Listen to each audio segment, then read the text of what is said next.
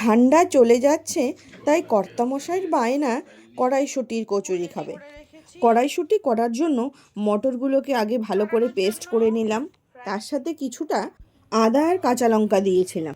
তারপর frying pan গরম করে কিছুটা হিং দিয়ে তাতে পেস্টগুলো সব দিয়ে দিলাম। তার সাথে কিছুটা নুন আর কিছুটা চিনি ব্যালেন্স করার জন্য দিয়ে দিলাম।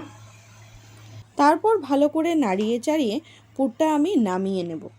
তো কড়াইশুঁটি করার জন্য ভিতরের পুরটা আমার রেডি হয়ে গেছে। তো নর্মালভাবে যেভাবে আলু পরাঠা, ডাল পুরি ভেতরে পুর দিয়ে বেলা হয়, ঠিক সেভাবেই একই রকমভাবে সেই পুরটাও আমি ভেতরে দিয়ে ভরে নিলাম। তো ঠান্ডা চলে যাচ্ছে, যারা যারা কড়াইশুঁটির কচুরি খাওয়ার ইচ্ছুক তারা কিন্তু বানিয়ে খেয়ে নিতে পারো। খেতে কিন্তু সেই অসাধারণ হয়। এই অবস্থায় পুরটা ভরে হালকা বেলে ফ্রিজেও কিন্তু স্টোর করে রাখা যায়। আমি কিন্তু 2 দিনের মতন রেখেছিলাম, যখন ইচ্ছে হয় তখন আবার বের করে ভেজে খাওয়া যায়। আমার সব বেলা হয়ে গেছে, তারপর তেলে ভেজে নিলাম।